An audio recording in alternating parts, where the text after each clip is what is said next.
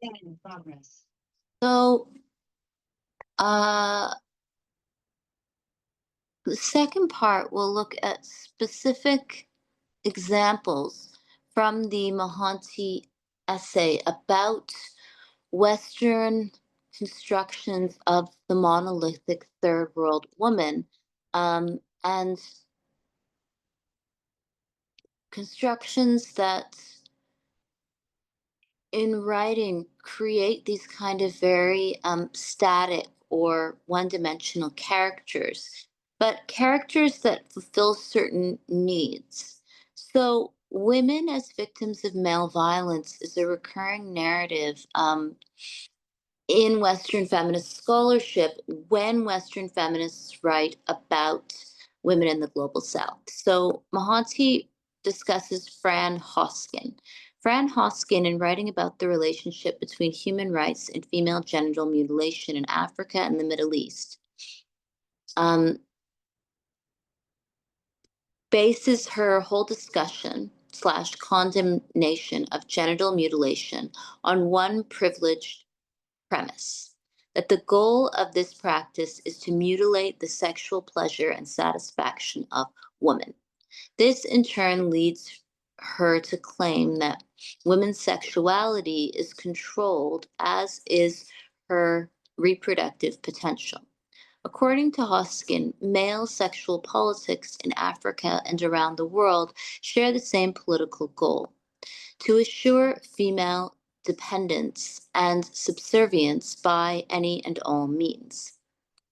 Physical violence against women, rape, sexual assault, excision, infibulation, etc., is thus carried out with an astonishing consensus among men in the world. Here, women are defined consistently as the victims of male control, the sexually oppressed. Although it is true that the potential of male violence against women circumscribes and elucidates their social position to a certain extent, defining women as archetypal victims freezes them into objects who defend themselves, men into subjects who perpetuate violence, and every society into powerless, read women, and powerful, read men, groups of people. Male violence must be theorized and interpreted within specific societies in order both to understand it better and to effectively organize to change it. Sisterhood cannot be assumed on the basis of gender, it must be forged in concrete historical and political practice and analysis.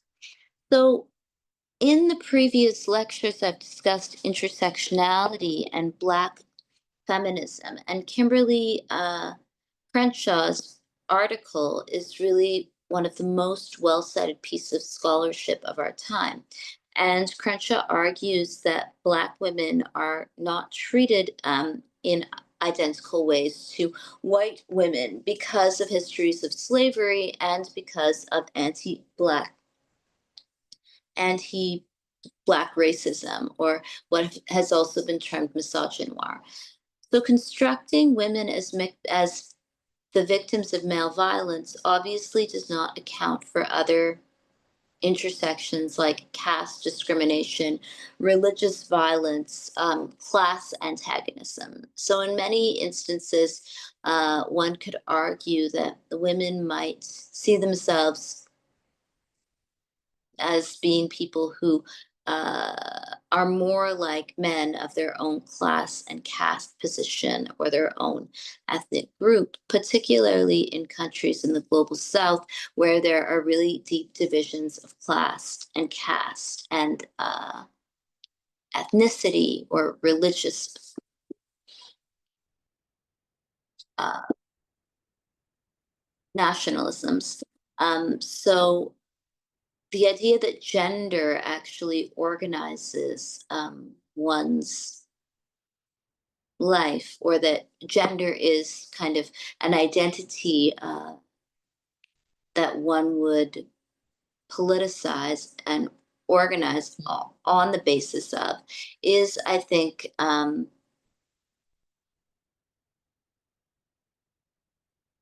untrue. And it often involves a projection of Western feminist desire onto the bodies of others.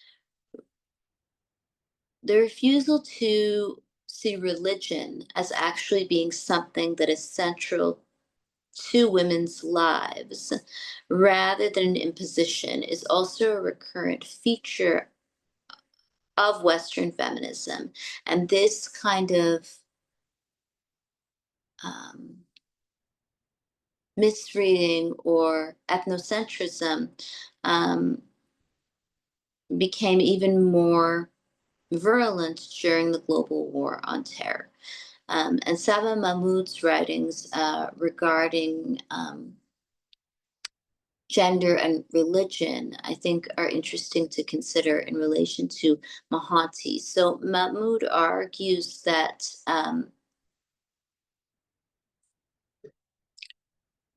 women who she interviews and writes about in Egypt have chosen to revive their practice and the practice of Islam, including Orthodox Islam, not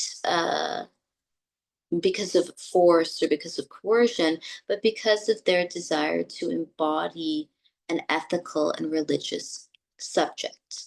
And this desire to embody an ethical and religious subject, I think, is also a response to class exploitation, to labor exploitation, to poverty, and in some instances to casteism and racism. Um, So women's desire even to embody a kind of religious subject or to be pious can be a response, I think, to conditions of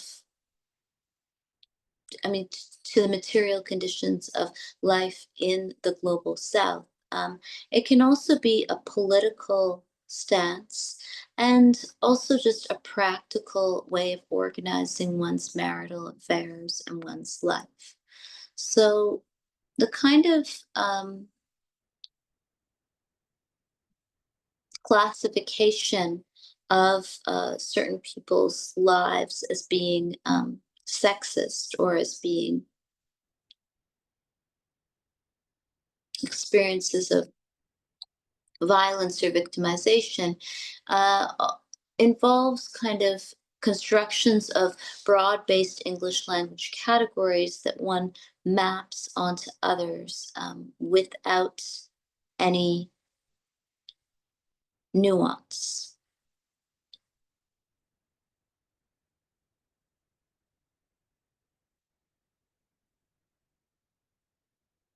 Um,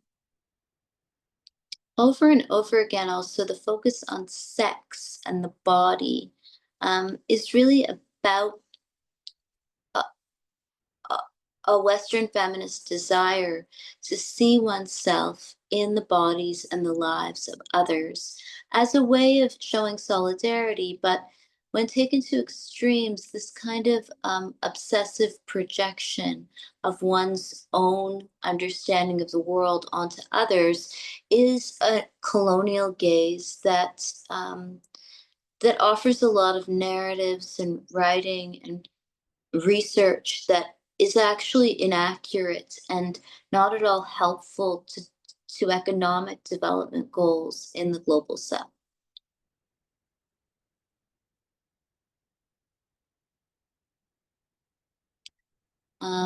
Finally, this idea of being a victim of male violence and the writings of women and queer people in the global north who construct people in the global south as being victims often involves a refusal to acknowledge